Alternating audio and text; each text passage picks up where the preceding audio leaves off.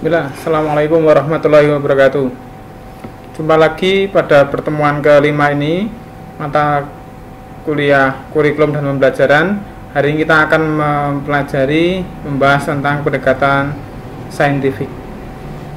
Jadi pendekatan saintifik ini adalah pendekatan yang memang digunakan pada kurikulum 2013. Karena digunakan pada kurikulum 2013, makanya setiap guru wajib untuk mempelajarinya dan mencoba dan untuk memahaminya. Apa itu pendekatan saintifik? Pada pendekatan saintifik, proses pembelajaran ini dipadankan dengan suatu proses ilmiah. Pembelajaran itu dipadankan dengan suatu proses ilmiah, sehingga dengan diawali atau menggunakan proses ilmiah ini, maka pendekatan ilmiah ini dapat menjadi titian emas perkembangan dan pengembangan sikap, keterampilan, dan pengetahuan peserta didik. Kok bisa pendekatan ilmiah sebagai titian ilmiah, titian emas? Titian emas itu jalan yang pas lah, katakan jalan yang sempurna, jalan yang baik untuk menuju ke sana. Nah, karena dalam pendekatan atau proses kerja yang memenuhi kriteria ilmiah ini, menurut para ilmuwan itu mengedepankan penalaran induktif atau inductive reasoning dibandingkan dengan penalaran deduktif. Terus apa ini penalaran induktif? Jadi penalaran induktif ini bertolak belakang dengan penalaran deduktif. Kalau induktif ini kesimpulannya di belakang. Ya. Penalaran induktif menempatkan bukti-bukti spesifik ke dalam relasi ide yang lebih luas. Metode ilmiah umumnya menempatkan fenomena unik dengan kajian spesifik dan detail untuk kemudian merumuskan simpulan umumnya. Simpulan umumnya itu di akhir, bukan di awal. Tapi deduktif itu di awal. Maksudnya begini. Jadi untuk mengajarkan suatu konsep atau suatu hukum atau suatu teori itu tidak diajarkan langsung, ya. Misalkan mengenai suatu hukum A bunyinya begini tidak, ya, dalam IPA tidak, tapi diamati dulu melalui proses, nanti ada prosesnya pendekatan ilmiah, ya. Katakanlah melalui penyelidikan dulu, setelah diselidiki, oh ternyata didapat kesimpulan seperti ini. Kesimpulan seperti inilah yang namanya hukum yang akan diajarkan, gitu. Jadi diawali dengan kegiatan-kegiatan yang memang mengaktifkan siswa untuk mencari tahu, dan siswa nanti menyimpulkan, sehingga apa yang diajarkan itu merupakan kesimpulan yang didapat oleh siswa itu sendiri nantinya. Begitu. Dengan begitu, maka nanti bukan teacher center, ya, bukan terpusat pada guru, nanti bisa terpusat kepada siswa. Kok bisa seperti itu? Oke, kita bahas selanjutnya, nanti akan semakin lama, insya Allah Anda akan semakin jelas.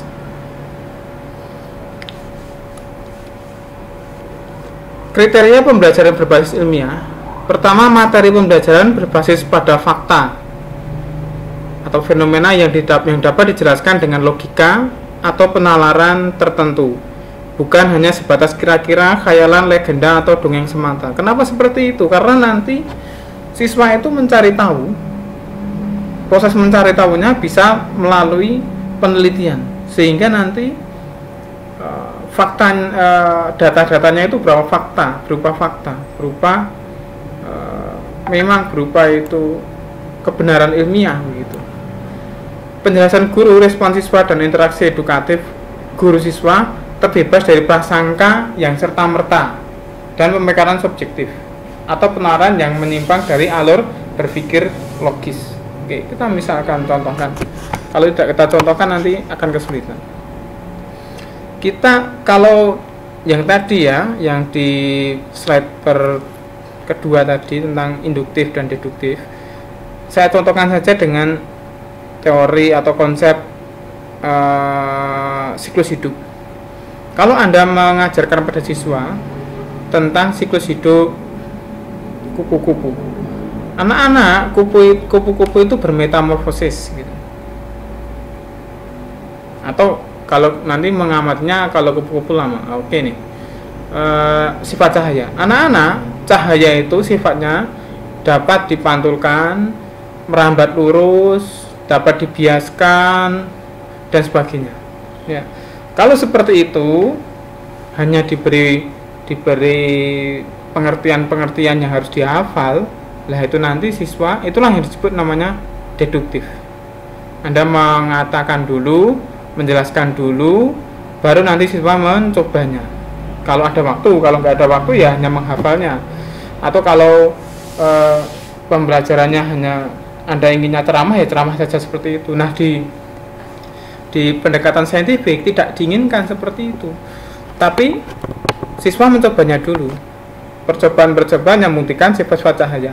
Setelah nanti beberapa kelompok mencobanya, maka nanti baru disimpulkan, oh ternyata sifat-sifat cahaya itu ada ini, dapat dipantulkan, dapat dibiaskan, dapat diuraikan, dapat dipantulkan, dibiaskan, diuraikan, merambat lurus dan sebagainya. Itu menjadi sebuah kesimpulan di akhir. Karena apa? Siswa mencobanya terlebih dahulu. Inilah pembelajaran dengan pendekatan saintifik. Sehingga penjelasan guru, respon siswa, dan interaktif edukatif guru siswa terbebas dari prasangka yang serta-merta dan memberikan subjektif karena sudah ada fakta-fakta tadi. Terus mendorong dan menginspirasi siswa berpikir secara kritis, analitis, dan tepat dalam mengidentifikasi, memahami, memecahkan masalah, dan mengaplikasikan materi pembelajaran. Gitu. Karena sering diajak seperti itu. Karena sering namanya pendekatan saintifik itu kan semua dalam kurikulum itu setiap harinya harus menggunakan itu, pendekatan saintifik itu. Kalau sudah terbiasa maka siswa akan terdorong nantinya. Semakin dewasa akan terdorong menjadi seorang yang berpikir kritis, analitis, tepat dalam mengidentifikasi, memahami, memecahkan masalah, mengaplikasikan materi pembelajaran. Begitu sudah terbiasa dari dulu berpikirnya selalu ilmiah seperti itu. Nah, kalau sudah seperti itu, nanti diharapkan menjadi sebuah karakter yang baik, yang unggul. Kriteria yang selanjutnya adalah pembelajaran dengan pendekatan saintifik ini mendorong dan menginspirasi siswa agar mampu berpikir hipotetik. Berpikir hipotetik menduga-duga. Karena tadi sudah sering diajak untuk melakukan penelitian dulu, nanti kesimpulannya apa. Nah, karena sudah sering seperti itu dari SD terus sampai ke SMA sampai ke perguruan tinggi, nanti anak lama-lama akan memiliki kemampuan berpikir hipotetik yang bagus. Perkiraan itu soyong pas gitu ya. Terus mendorong dan menginspirasi siswa mampu memahami, menerapkan dan mengembangkan pola pikir yang rasional dan objektif, masuk akal dalam merespon materi pembelajaran gitu. Berbasis pada konsep, teori, dan fakta empiris yang dapat dipertanggungjawabkan. Terus kriteria berikutnya, tujuan pembelajaran dirumuskan secara sederhana dan jelas, namun menarik sistem penyajiannya. Ini rasa oke, tidak banyak-banyak, sederhana, tapi jelas dan menarik.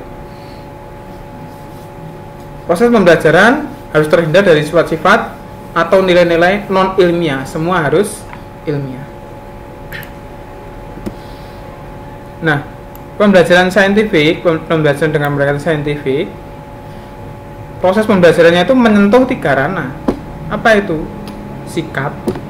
Sikap itu peserta tahu mengapa. Pertama pengetahuan dulu aja, pengetahuan. Siswa itu tahu apa. Keterampilan.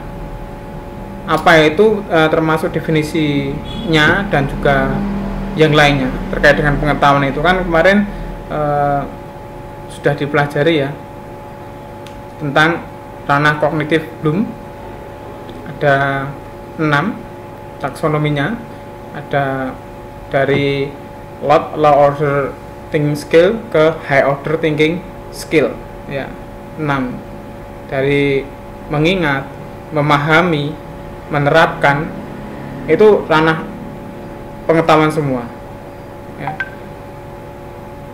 Sampai ke tahap menciptakan gitu, ada 6: mengingat, memahami, menerapkan, menganalisis, mengevaluasi, dan mencipta. Itu tahap pengetahuan, tahu tentang apa ya. Terus nanti keterampilan, ranah pada keterampilan yaitu tahu bagaimana cara melakukannya dan menerapkannya. Terus nanti setelah itu tahu sikap, ke ranah sikap, tahu mengapa ini dilakukan, dan mengapa ini baik, mengapa ini buruk, dan sebagainya gitu.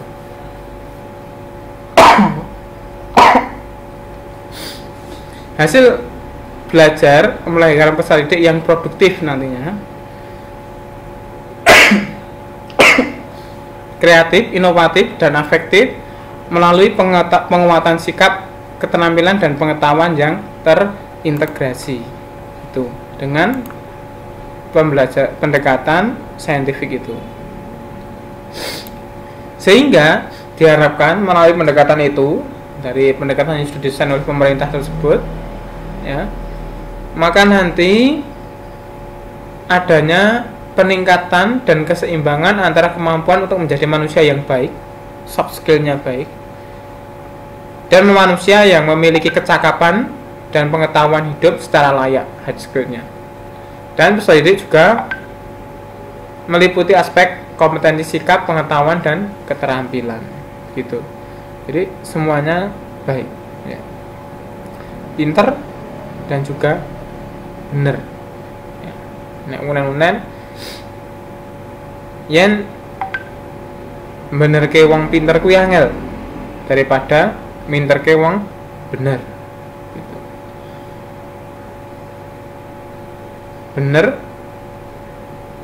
ora pinter kuwi mending daripada pinter ning ora bener. Kenapa? Karena bisa merusak orang dan merusak alam. Kita lanjutkan. Langkah-langkah pembelajarannya. Ini ranah-ranahnya Mas. Kurikulum 2013 menekankan pada dimensi pedagogik modern dalam pembelajaran, yaitu menggunakan pendekatan saintifik. Sudah. Pendekatan saintifik itu meliputi beberapa langkah, yaitu mengamati, menanya, menalar, mencoba, dan mengkomunikasikan atau membentuk jejaring. Nah, ini langkah-langkahnya teman-teman. Dari mengamati atau observing, menanya, questioning, mengumpulkan informasi, bisa dengan eksperimen ini, mengasosiasikan atau mengolah informasi, dan mengkomunikasikan ini. Nah, siapa yang melakukan ini? Nanti yang melakukan ini bisa gurunya, bisa siswanya, atau siswa dan gurunya ya. Maksudnya begini, kalau gurunya itu guru mendesain pembelajaran agar seperti ini, dari mengamati sampai mengkomunikasikan itu ya. Mendesain itu, dan guru terlibat observing, guru yang melakukan observasi misalkan, atau questioning, atau guru yang menanya ke siswanya, sehingga siswa nanti akan menjawab gitu. Atau memang murni siswa yang melakukan 1 sampai 5 ini, siswa juga yang menanya ya, dengan membentuk hipotesis penelitian gitu. Pertama, mengamati. Mengamati ini bisa melihat, mengobservasi, ya, membaca, mendengar, menyimak dengan atau tanpa alat. Ya, dengan atau tanpa alat. Misalkan tadi saya contohkan pada waktu ingin mempelajari tentang sifat-sifat cahaya. Ya. Telah disetting, gurunya mengajarkan, ya, cara peletakannya. Misalkan percobaan pertama tentang cahaya merambat lurus, bagaimana menempatkan karton-karton yang sudah dilubangi itu, atau Gurundi yang menempatkannya. Di percobaan kedua, gelas yang diberisi air dan juga pensil yang dimasukkan setengah itu, dan seterusnya. Siswa diminta untuk mengamati. Itu kegiatan pertama, mengamati. Jadi mengamati ini melatih kesungguhan, ketelitian, dan mencari informasi. Kompetensi yang dikembangkan. Siswa disuruh mencatatnya. Gitu.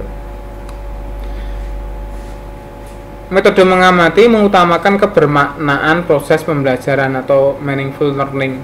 Metode ini memiliki keunggulan tertentu seperti menyajikan media objek secara nyata, peserta didik senang dan tertantang dan mudah melaksanakannya. Nah, metode mengamati ini sangat bermanfaat bagi pemenuhan rasa ingin tahu peserta didik, sehingga proses pembelajaran memiliki kebermaknaan yang tinggi. Kenapa kebermaknaan yang tinggi? Karena siswa itu melihat sendiri.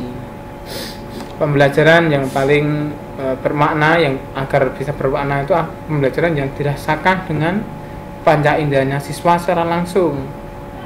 Ya, dia mengamati, mendengar, merasakan dan sebagainya, tapi langsung dia mengamati tentang sinar itu, bukan hanya diceritakan, sinar itu merambat lurus loh, bukan seperti itu.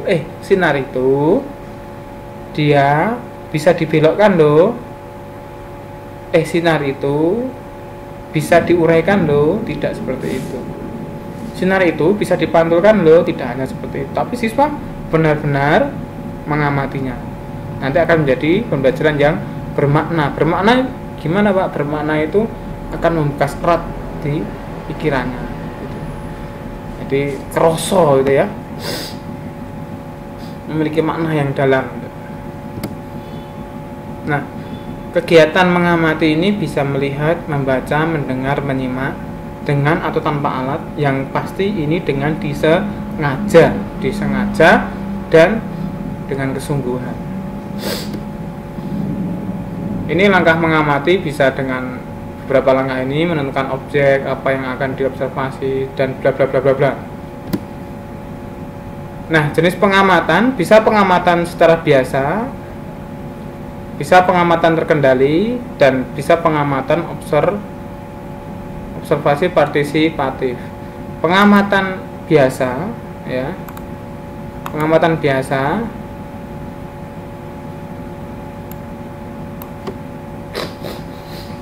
peserta didik merupakan subjek yang sepenuhnya melakukan observasi dan sama sekali tidak menyibukkan diri dengan pelaku objek dan situasi yang diamatinya.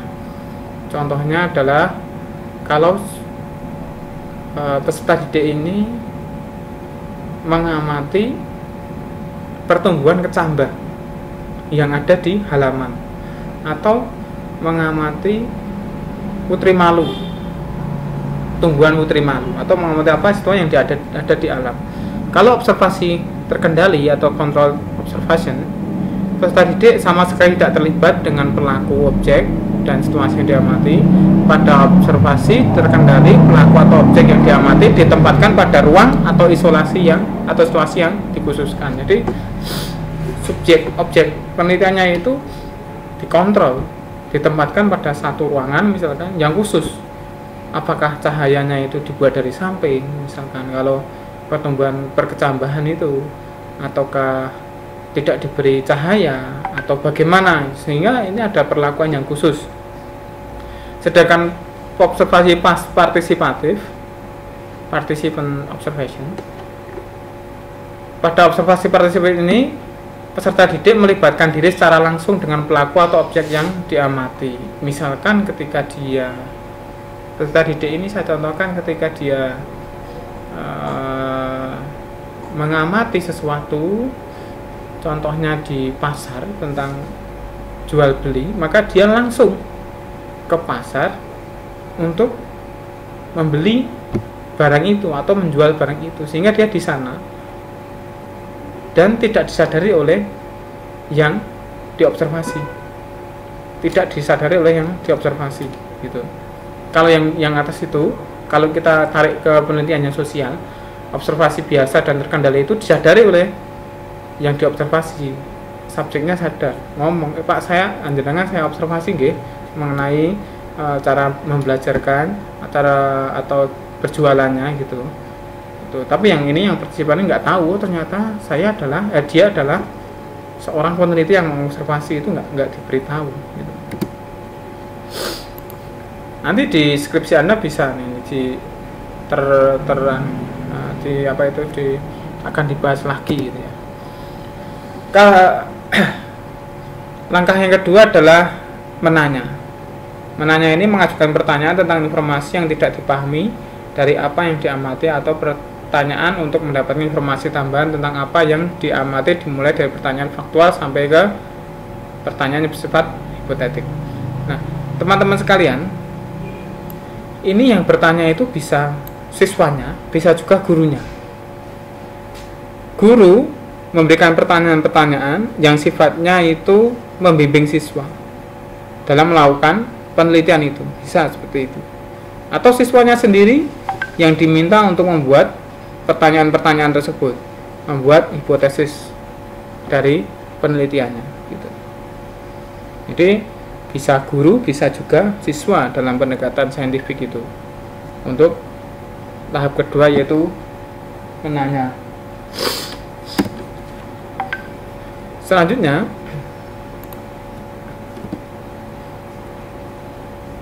guru yang efektif mampu menginspirasi peserta didik untuk meningkatkan dan mengembangkan ranah sikap, keterampilan, dan pengetahuannya. Pada saat guru bertanya, pada saat itu pula dia membimbing dan memandu peserta didik untuk belajar dengan baik. Jadi pertanyaannya itu bukan untuk menjebak, bukan untuk menyalahkan atau memperlihatkan kebodohannya, tapi pertanyaannya itu membimbing siswa untuk belajar lebih lanjut lagi gitu ya. Berbeda dengan penugasan yang menginginkan tindakan nyata, pertanyaan dimasukkan untuk memperoleh tanggapan verbal. Nah, pertanyaan ini tidak harus selalu bersifat kalimat tanya, tapi bisa merupakan pernyataan. Contohnya, kalau kalimat tanya, apa ciri-ciri kalimat yang efektif? Apakah ciri-ciri makhluk hidup? Apakah ciri-ciri makhluk hidup yang hidup di gurun pasir? Tapi kalau pernyataan itu bisa sebutkan ciri-ciri kalimat efektif, sebutkan ciri-ciri makhluk hidup, sebutkan ciri-ciri ciri khas bebek gitu. Nah, itu bisa. Ini juga termasuk keterampilan menanya. Kita lanjutkan. Keterampilan menanya ini bisa melalui lisan maupun melalui tulisan. Nah, ini merupakan sebuah keterampilan yang harus Anda kuasai. Bagaimana Anda menggunakan keterampilan menanya ini untuk mengaktifkan, menghidupkan nanti pembelajaran Anda di kelas. Entah itu nanti pertanyaannya itu untuk mendapatkan jawaban tentang kesimpulan, atau untuk menggerakkan jalannya materi yang akan diajarkan sedikit demi sedikit.